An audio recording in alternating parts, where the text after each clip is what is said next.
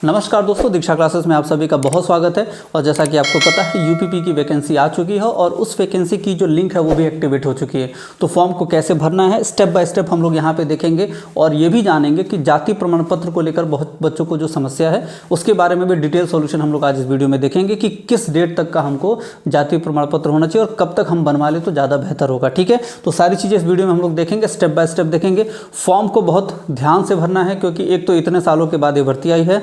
ऐसा ना हो कि फॉर्म में थोड़ी सी भी चूक की वजह से आपका जो फॉर्म है वो रिजेक्ट हो जाए और आपके हाथ से एक बहुत बड़ा मौका छूट जाए। तो हम लोग स्टेप बाय स्टेप सीखेंगे।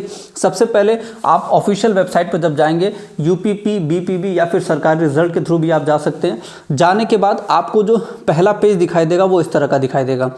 इस पेज में आपको इतने सारे ऑप्शन हैं और ये सारे के सारे जो हैं आपको करने हैं। ठीक है ना, सारे स्टेप्स कैसे होंगे बारी बारी। सबसे पहले आप क्लिक करेंगे इस लिंक पे, ये जो आपको दिख रहा है इस पे आपको क्लिक करना है। इस पे जब आप क्लिक करेंगे तो इस पे क्लिक, ये आपका पहला स्टेप होगा। इस पहले स्टेप पे क्लिक करने के बाद आपको कुछ इस तरह का पेज खुल के मिलेगा। ठीक है ना, और ये पेज फिर क्या करना है आपको यहाँ पे देखते हैं। ठीक है, जब आप अप्लाई ऑनलाइन पे क्लिक करेंगे जो कि आपका स्टेप 1 होगा, उस पर क्लिक करने के बाद ऐसा आपको पेज खुलेगा। ठीक है ना, तो इसमें मैंने कुछ डाटा भरा हुआ है। ये देखिए, इसमें आपको अपना फर्स्ट नेम भरना है। जैसे कि अगर आपका नाम राहुल कुमार यादव है तो आप राहुल भरेंगे। ठीक है ना, और इसमें देखिए ये आपका पहला नाम हो गया और फिर आपका इसमें आप भरेंगे अंतिम नाम। ठीक है ना, उसके बाद ये आपका आवेदक का इसमें पूरा नाम आ जाएगा, मतलब सब मिला जुला के। ठीक है, ये आपका टोटल आ जाएगा। उसके बाद इसमें आप डेट ऑफ बर्थ अपना डाल देंगे। ठीक है, डेट ऑफ बर्थ डालने के बाद इसमें आप पिता का नाम डाल देंगे। पिता के नाम के बाद इसमें माता का नाम डालेंगे। माता के बाद आप मेल फीमेल, फिर इसमें अपना फ़ोन नंबर डालेंगे। ठीक है, उसके बाद इसको आपको कंफर्म करने के लिए वही फ़ोन नंबर आपको यहाँ भी डालना है। ठीक है, उसके बाद फिर इसमें आधार नंबर, फिर मेल आईडी, और मेल आईडी को भी फिर आपको मेल आईडी का जो कंफर्मेशन है आपको दोबारा उसमें फिर दोबारा से डालना है। ठीक है ना, तो ये पेज फिल करने के बाद जब आप नेक्स्ट पेज पे आएंगे तो देख सकते हैं यहाँ तक मेल आईडी तक हो गया। मेल आईडी के बाद इसमें आपसे नेशनैलिटी, मतलब इंडियन है कि नहीं, ये आपसे पूछा जाएगा, तो आप इसको क्लिक कर लेंगे। ठीक है, तो इंडियन भरने के बाद फिर आपसे पूछा जाएगा क्या आप उत्तर प्रदेश के मूल निवासी हैं।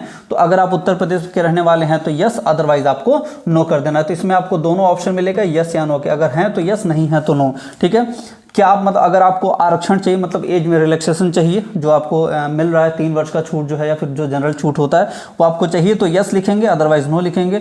क्योंकि अगर इनको नहीं चाहिए, जनरल कास्ट से हैं, तो हम इसमें क्या करेंगे, नो फिल कर देंगे। ठीक है, कैटेगरी जनरल वालों को कोई छूट नहीं मिलती है तो यहाँ पर आप क्या कर देंगे, नो। क्योंकि अगर आपको रिलैक्सेशन चाहिए तो यस, अदरवाइज आप क्या करेंगे, नो भर देंगे इसमें। ठीक है, फिर उसके बाद आ जाएगा शैक्षणिक योग्यता। शैक्षणिक योग्यता में आपको क्या भरना है यहाँ देख लीजिए। जब आप शैक्षणिक योग्यता में आएंगे तो यहाँ पर आपको अपना हाई स्कूल और इंटरमीडिएट 2 डिटेल आपको भरना है। ठीक है ना, देखिए, तो ये आपको हाई स्कूल और ये आपका इंटरमीडिएट, ये 2 आपको डिटेल मिलेगा। ठीक, तो इसमें आपको भरना है किस बोर्ड से आपने किया हुआ है। अगर आप 10th का डिटेल क्या क्या है, 10th में आपका बोर्ड का नेम, मतलब किस बोर्ड से आपने किया हुआ, UP board, CBSE board, ICSE board. फिर आपका जो उत्तीर्ण महीना और वर्ष है, मतलब जो सर्टिफिकेट पे लिखा होता है पासिंग ईयर और मंथ वो मेंशन रहता है, उस पर आप वहाँ से कर लें। फिर आपके रिजल्ट की स्टेटस, आप पास्ड हैं या अपीयरिंग हैं, तो जाहिर सी बात है कि आप 10th पास होंगे। फिर उसके बाद अपना रोल नंबर और सर्टिफिकेट नंबर। ठीक है ना, सर्टिफिकेट, मार्कशीट, ये सारे सीरियल नंबर में दिया हुआ, क्योंकि मार्कशीट पे जो लिखा होता है वो सीरियल नंबर होता है, आपके सनद पे जो होता है वो आपका सर्टिफिकेट नंबर होता है। तो सर्टिफिकेट नंबर लिखा होता है या फिर ऑब्लिक करके इसमें सीरियल नंबर भी दिया है, तो अब इसमें आपको कोई कन्फ्यूजन नहीं है, सीरियल नंबर भी आप इसमें डाल सकते हैं। ठीक है, उसके बाद फिर बात आती है सेम चीज़ 12th में भी आपको बोर्ड मेंशन करना है, फिर वो मंथ और ईयर, पासिंग। ठीक है, फिर आपका स्टेटस पास्ड है या फिर अपीयरिंग है 12th वो, फिर आपसे रोल नंबर पूछा जाएगा, फिर सर्टिफिकेट नंबर पूछा जाएगा।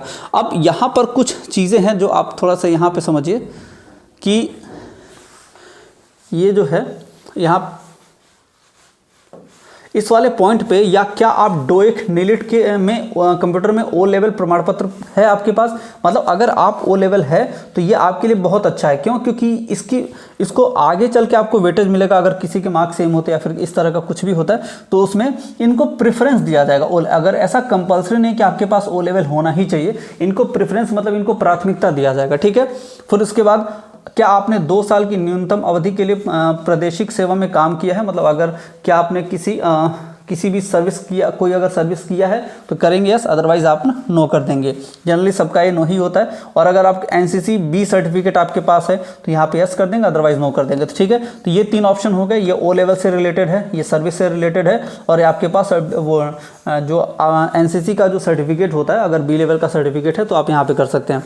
फिर आपसे पूछा जाएगा एड्रेस, ठीक। तो एड्रेस में क्या करेंगे आप, एड्रेस में आपको डालना है ये जो भी आपका एड्रेस हो पूरा डालने के बाद फिर आपसे स्टेट पूछा जाएगा, फिर आपसे डिस्ट्रिक्ट पूछा जाएगा, फिर पिन कोड पूछा जाएगा। तो ये सब डालने के बाद अगर आपका जो करस्पॉन्ड एड्रेस है और जो आपका रियल एड्रेस है दोनों अगर सेम है तो आप इसको क्लिक कर देंगे।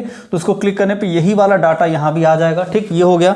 इसके बाद आपसे कुछ कॉलम में डिक्लेरेशन पूछा जाएगा। डिक्लेरेशन में आप सब में ओके करने के बाद यहाँ पे कैप्चा फिल करेंगे। कैप्चा फिल करने के बाद सबमिट एंड नेक्स्ट जब करेंगे तो इसमें नीचे लिखा हुआ OTP एक्टिवेशन।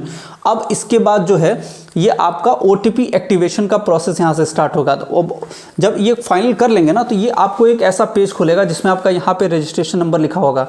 अब आपको क्या करना है, ये आपने स्टेप 1 कंप्लीट किया। स्टेप 1 के बाद ध्यान से देखिए, एक ऊपर आपने देखा रहा होगा कि जब हम लोग पहला पेज ही खोले थे तो यहाँ पर एक प्रोसेस था स्टेज 2 में। वो क्या था, देखिए यहाँ पे इस वाले पेज पे यहाँ पे अप्लाई ऑनलाइन के बाद ये वाला पेज आप देखिए, ये OTP एक्टिवेशन। अब ये वाला प्रोसेस स्टार्ट होगा, सेकंड प्रोसेस, ठीक है ना। तो OTP एक्टिवेशन कैसे करना है, यहाँ ध्यान से देखते हैं OTP एक्टिवेशन कैसे होगा। तो ये जब रजिस्ट्रेशन नंबर आपको मिल जाएगा तो ये रजिस्ट्रेशन नंबर और इसी रजिस्ट्रेशन नंबर का जब आपके मोबाइल पे मैसेज आएगा तो उसके साथ एक OTP भी रहेगा, ठीक है ना। तो रजिस्ट्रेशन नंबर और OTP का आपको मैसेज आएगा, जिसको लेकर के आपके पास ये पेज खुलेगा। इसमें आपको क्या करना है, इसमें आपको यहाँ पे रजिस्ट्रेशन नंबर डालना है, ठीक है। इसमें आपको डेट ऑफ बर्थ डालना है, ये OTP जो रजिस्ट्रेशन नंबर के साथ आया रहेगा मैसेज में वो डालना है, और ये कैप्चा कोड ये फिल कर देना है, ठीक। कैप्चा कोड फिल करने के बाद फिर आप क्या करेंगे, एक्टिवेट पे क्लिक करेंगे तो ये एक्टिवेट हो जाएगा। तो आपका प्रोसेस 2 भी कंप्लीट हो गया। उसके बाद फिर आपको लॉगिन करना है। जब आपका स्टेज 2 कंप्लीट हो जाएगा, मतलब आपने रजिस्ट्रेशन कर लिया, कैंडिडेट लोग जो आपने अप्लाई फॉर्म था वो कर लिया, उसके बाद आपने अपना एक्टिवेट भी कर लिया। एक्टिवेशन के बाद अब आपको लॉगिन करना है।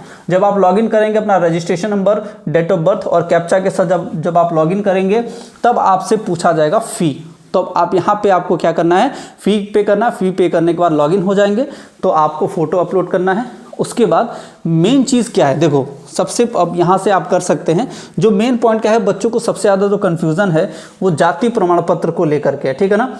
तो जाति प्रमाण पत्र को लेकर के कैसा होगा, आप देखो यहाँ पे इसमें क्या लिखा गया, मैं पहले आपको इसको पढ़ देता हूँ ताकि आपको कन्फ्यूज़न नहीं रहेगा। यहाँ पे उत्तर प्रदेश लोक सेवा अनुसूचित जातियों, अनुसूचित जनजातियों मतलब SC ST और OBC अन्य पिछड़े वर्गों के लिए आरक्षण अधिनियम 1994 समय समय पर यथा संशोधित की अनुसूची 2 के अनुसार क्रीमी लेयर के अंतर्गत आने वाले उत्तर प्रदेश के अन्य पिछड़े वर्ग के अभ्यर्थियों को आरक्षण का लाभ अनुमन्य नहीं है। अन्य पिछड़े वर्ग के लिए जाति प्रमाण पत्र 1 अप्रैल 2023। तो मेन पॉइंट आप यहाँ पे देखिए, 1 अप्रैल 2023 या उसके बाद का, किंतु इस भर्ती हेतु निर्धारित आवेदन करने की अंतिम तिथि तक का निर्गत होना चाहिए। मतलब ये इसके पहले का आपका नहीं होना चाहिए। 1 अप्रैल 2023 के पहले का भी नहीं होना चाहिए, और इसके बाद जो आपके फॉर्म की डेट है 16 जनवरी 2024, इसके बाद का नहीं होना चाहिए, तो इसके बीच का होना चाहिए। तो ये आपका है जाति प्रमाण पत्र को लेकर के बात। तो फॉर्म है, मैंने आपको पेमेंट तक का ऑप्शन बताया है, पेमेंट तक आप कर सकते हैं। अगर उसके बाद भी दिक्कत होगी तो आप कमेंट करेंगे, उसके अगले स्टेप का भी हम लोग वीडियो बनाएंगे। हालांकि पेमेंट तक मैंने आपको रोका, पेमेंट के बाद जब आप लॉगिन कर लेंगे तो फिर फोटो और जो भी डॉक्यूमेंट्स हैं वो अपलोड करना है, ठीक है। तो आपको क्या पता कि ये जो मेन बात थी वो ये थी कि एक्टिवेशन मतलब कैसे एक्टिवेट करना है अपना। दूसरा जो पॉइंट है जाति प्रमाण पत्र को लेकर के जो प्रॉब्लम थी ये है। नेक्स्ट वीडियो अगर ज़रूरत होगी तो हम लोग उसके फी पेमेंट के आगे का भी प्रोसेस हम लोग कंप्लीट कर देंगे। तो उम्मीद करते हैं वीडियो आपको अच्छी लगी होगी, इन्फॉर्मेटिव लगी होगी। चैनल पे नए हो तो सब्सक्राइब करें, शेयर करें, और वीडियो पसंद आती है तो लाइक करें। अभी तक आप चैनल पर बने रहे इसके लिए बहुत बहुत धन्यवाद।